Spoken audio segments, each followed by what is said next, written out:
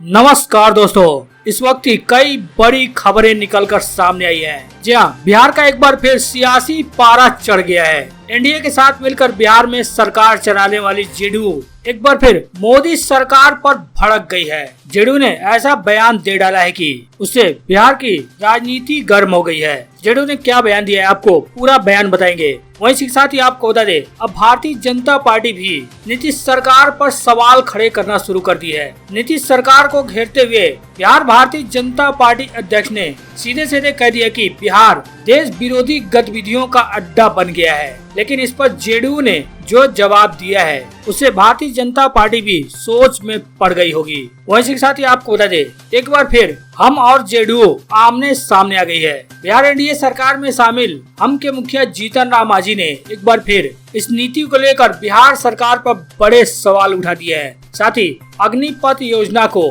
हास्यास्पद बता दिया है। जीतन राम मांझी ने क्या सवाल उठाए हैं आपको डिटेल से बताएंगे। वहीं के साथ ही आपको बता दें, तेजस्वी यादव ने नित्यानंद राय से फ्लाइट में मुलाकात को लेकर भारतीय जनता पार्टी को बड़ा चैलेंज दे दिया है। आरजेडी ने ऐसा चैलेंज देकर भारतीय जनता पार्टी को ही फंसा दिया है। क्या चैलेंज दिया है तेजस्वी यादव ने, आपको डिटेल से बताएंगे। वहीं आपको बता दें, मुकेश सहनी को बड़ा झटका लगा है। जहाँ जिस रफ्तार से मुकेश सहनी राजनीति के अर्श तक पहुँचे थे, उसी रफ्तार से मुकेश सहनी फर्श पर वापिस आ गए हैं। क्या है पूरा मामला, आपको डिटेल से बताएंगे। आगे बढ़ने से पहले आपसे एक छोटा सा रिक्वेस्ट है, इस वीडियो पर एक लाइक जरूर कर दें, चैनल को सब्सक्राइब भी कर लें, साथ ही घंटी के बटन को भी दबा लें। जी हाँ, बिहार की राजनीति में लगातार उठा पटक देखने को मिल रहा है। जिस तरह से तेजस्वी यादव ने दावा किया था कि भारतीय जनता पार्टी नेता एवं केंद्रीय राज्य मंत्री नित्यानंद राय आरजेडी में शामिल होना चाहते थे, उसके बाद भारतीय जनता पार्टी ने कहा कि तेजस्वी यादव अपने परिवार को बचाने के लिए भारतीय जनता पार्टी को समर्थन देने के लिए तैयार थे। इसको लेकर तेजस्वी यादव और नित्यानंद राय की मुलाकात एक फ्लाइट में हुई थी। अब उसको लेकर तेजस्वी यादव ने चैलेंज दे दिया है। जी हाँ, यह बात भारतीय जनता पार्टी के अध्यक्ष संजय जायसवाल ने कहा था। उन्होंने कहा था कि फ्लाइट में तेजस्वी यादव और नित्यानंद राय की मुलाकात हुई थी। इसी दौरान दोनों के बीच में बात हुई थी कि घोटाले में लिप्त परिवार को जेल से यानी जेल में जाने से बचाने को लेकर उन्होंने केंद्रीय मंत्री को बिहार में बीजेपी को सपोर्ट करने की बात कही थी। लेकिन संजय जायसवाल के इस बयान पर आरजेडी ने कड़ी प्रतिक्रिया दी है। उन्होंने बीजेपी को चैलेंज करते हुए कहा कि वो साबित कर दें, बता दें कि किस फ्लाइट में तेजस्वी और केंद्रीय मंत्री के बीच मुलाकात हुई थी।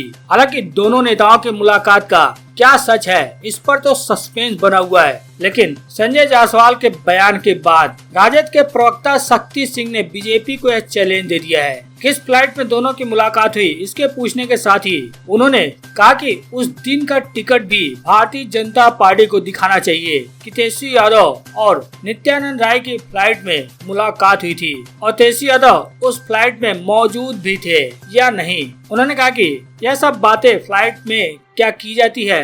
उनका कहना है कि राजद की विचारधारा पूरी तरह से क्लियर है। अगर पार्टी बीजेपी को समर्थन देने का हिंट भी कर दे तो तेजस्वी के घर पर बीजेपी नेताओं का कतार लग जाएगा। बहरहाल आगे बढ़ते हुए आपको बता दें, आर्मी भर्ती को लेकर केंद्र के जवाब पर फिर जेडीयू भड़क गई है। उपेंद्र कुशवाहा ने भड़कते हुए कहा कि परंपरा के नाम पर इसे बनाए रखने का कुतर्क क्यों कर रहे हैं। जी हाँ, सेना बहाली में जाति और धर्म पूछे जाने को लेकर जेडीयू संसदीय बोर्ड के राष्ट्रीय अध्यक्ष उपेंद्र कुशवाहा ने रक्षा मंत्री राजनाथ सिंह से स्पष्टीकरण मांगा था। उपेंद्र कुशवाहा ने सीधे सीधे कहा था कि इस मामले में रक्षा मंत्री राजनाथ सिंह को या सेना से जुड़े किसी अधिकारी को इसके बारे में बताना चाहिए। इस पर केंद्र सरकार ने अपनी सफाई दी है, जिस पर जेडीयू नेता उपेंद्र कुशवाहा फिर से भड़क गए हैं। उन्होंने केंद्र की मोदी सरकार पर हमला बोलते हुए कहा कि माननीय मंत्री जी, सवाल यह नहीं है कि सेना में जाति धर्म जानने की प्रथा की शुरुआत कब से हुई। सीधा सा सवाल तो यह है कि आखिर इसका औचित्य व प्रासंगिकता है ही क्या। अगर अप्रासंगिक परंपरागत कानूनों को समाप्त किया जा सकता है तो परंपरा के नाम पर इसे बनाए रखने का कुतर्क ही क्यों। उपेंद्र कुशवाहा का कहना है कि जानबूझकर या अनजाने में हमने जो सवाल उठाया है उसके एंगल को ही चेंज करने की कोशिश हो रही है। हमने इस बात को कभी नहीं कहा कि यह 10 साल से चल रहा है या 50 साल से चल रहा है। हमने बस इतना ही कहा है कि सेना की बहाली में जब जांच से संबंधित कोई सुविधा ही नहीं है तो जांच पूछने का क्या मतलब है। उनका कहना है कि हमने तो इस पर सवाल का जवाब मांगा था। उनका कहना है कि अगर यह गलत है तो इसमें आज सुधार की गुंजाइश है, इसलिए केंद्र सरकार को इसमें सुधार करना चाहिए। अग्निपथ योजना मामले में जेडीयू, आरजेडी और हम तीनों एक साथ दिख रहे हैं। तेजस्वी यादव ने भी इस पर सवाल उठाते हुए लिखा था कि जात न पूछो साधु की, लेकिन जात पूछो फौजी की। संघ की बीजेपी सरकार जातिगत जनगणना से दूर भागती है, लेकिन देश सेवा के लिए जान देने वाले अग्निवीर भाइयों से जाति पूछती है। ये जाति इसलिए पूछ रहे हैं क्योंकि देश का सबसे बड़ा जातिवादी संगठन आरएसएस बाद में जाति के आधार पर अग्निवीरों की छटनी करेगा। हालांकि इस पर जीतन राम मांझी ने भी सवाल उठाए थे, लेकिन एक बार फिर जीतन राम मांझी ने अग्निपथ योजना को हास्यास्पद बता दिया है। इसके साथ ही जीतन राम मांझी ने नीतीश सरकार के शराब नीति पर भी सवाल खड़े कर दिए हैं। जी हाँ, सरकार की शराब नीति और बालू नीति के कारण गरीब अधिक त्रस्त है। यदि शराब थोड़ी थोड़ी पी जाए तो वह दवा का काम करेगी, लेकिन अधिक ली जाए तो शरीर को हानि पहुंचाएगी। उक्त बातें जिला अतिथि गृह में पूर्व मुख्यमंत्री जीतन राम मांझी ने एक प्रेस वार्ता के दौरान कही। शराब नीति पर कटाक्ष करते हुए उन्होंने कहा कि डॉक्टर भी थोड़ी सी शराब दवा के रूप में लेने के लिए सजेस्ट करते हैं। पूर्व मुख्यमंत्री जीतन राम मांझी ने केंद्र सरकार की अग्निवीर योजना को हास्यास्पद करार दिया है। उन्होंने कहा कि इस भर्ती में जाति प्रमाण पत्र मांगना अपमानजनक है। वहीं आगे बढ़ते हुए आपको बता दें, इन सब के बीच अब भारतीय जनता पार्टी नीतीश सरकार पर प्रश्न चिन्ह खड़े करने लगी है। भाजपा ने कहा कि बिहार देश विरोधी गतिविधियों का अड्डा बना है, लेकिन जेडीयू ने जवाब देते हुए कहा कि नीतीश राज में सब कुछ महफूज है। जहां बिहार की राजधानी पटना से सटे फुलवारी में हाल ही में खुलासा हुआ पटना टेरर मॉड्यूल पर सियासत तेज हो गई। बीजेपी नेता अब खुलकर हर जिले में टेरर मॉड्यूल का ट्रेनिंग सेंटर होने की बात कर रहे हैं। बीजेपी के प्रदेश अध्यक्ष संजय जायसवाल ने बयान दिया है कि उन्होंने बिहार बीजेपी नेताओं पर आतंकी हमला होने के सवाल का जवाब दिया और कहा कि भारतीय जनता पार्टी के सभी नेता और कार्यकर्ता अच्छे से हैं। बिहार के प्रत्येक जिले में पीएफआई का जो आतंकी मॉड्यूल बन गया है, सभी आतंकी मॉड्यूल को तोड़ा जाएगा। इस देश के विरुद्ध साजिश का अड्डा बिहार बना था। प्रशासन ने उसे तोड़ने का काम किया है। हालांकि उन्होंने प्रशासन में विश्वास जताया। उन्होंने कहा कि बिहार का हर जिला आतंकियों का टेरर मॉड्यूल बन गया है, उसे तोड़ा जाएगा।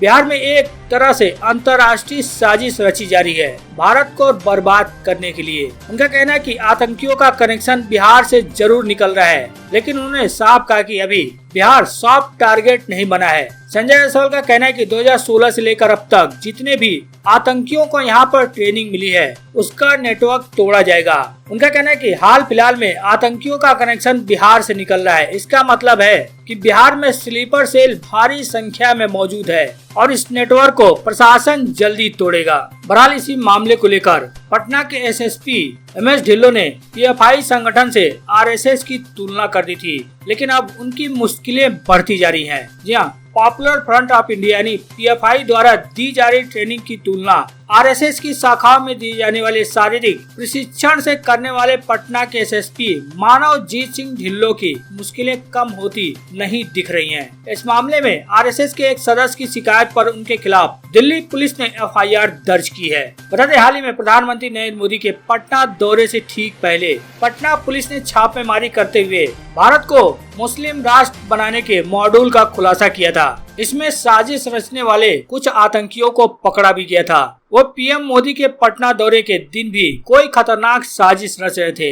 आतंक के इस पटना मॉड्यूल की जानकारी देते हुए पटना के एसएसपी ने पीएफआई से आरएसएस की तुलना कर दी थी, जिसके बाद काफी माहौल गर्मा गया था। भारतीय जनता पार्टी लगातार पटना एसएसपी के इस्तीफे की मांग कर रही थी। हालांकि नीतीश सरकार ने इस पर चुप्पी नहीं तोड़ी। न तो नीतीश सरकार ने इस पर कुछ एक्शन लिया और न ही कुछ बोला, लेकिन अब आरएसएस के एक सदस्य ने दिल्ली में एफआईआर करा दी है उनके खिलाफ। माना जा रहा है कि अब उनकी मुश्किलें बढ़ सकती हैं। बहरहाल मुकेश सहनी के राजनीतिक करियर पर ग्रहण लगने वाला है। जी हाँ, मुकेश सहनी के एमएलसी कार्यकाल का द एंड होने वाला है। बता दे, बिहार की राजनीति में विज्ञापन से एंट्री करने वाले मुकेश सहनी की राजनीति पर आज के बाद से ग्रहण लग सकता है, क्योंकि जिस तेजी के साथ बिहार की राजनीति में मुकेश सहनी ने अपनी पैठ बनाई थी, उसी रफ्तार के साथ मुकेश सहनी की जड़ें उखड़नी शुरू हो गई हैं। भाजपा के सहयोग से बिहार में एमएलसी बने और फिर मंत्री बने मुकेश सहनी को भाजपा ने पहले तो मंत्री पद से हटाया, फिर उनके 4 में से 3 विधायकों को दल बदल के तहत अपनी पार्टी में शामिल कर लिया। अब मुकेश सहनी महज एमएलसी बनकर रह गए हैं, लेकिन अब 18 महीने का कार्यकाल 21 जुलाई को समाप्त हो रहा है। इसके बाद वे एमएलसी की कार्यकाल से भी मुक्त हो जाएंगे। बता दें, सन ऑफ मल्लाह के नाम से पूरे बिहार में चर्चित मुकेश सहनी ने धन बल के आधार पर राजनीति में पैर जमाया था, लेकिन बिहार की दिग्गज राजनीति ने मुकेश सहनी को उसी रफ्तार से उखाड़ दिया है। हालांकि मुकेश सहनी लगातार एक बार फिर वही मुकाम हासिल करने के लिए पुरजोर कोशिश में जुटे हुए हैं। लगातार कभी बिहार तो कभी झारखंड में पार्टियों में बदलाव कर पार्टी को बड़ा बनाने की कोशिश में जुटे हुए हैं।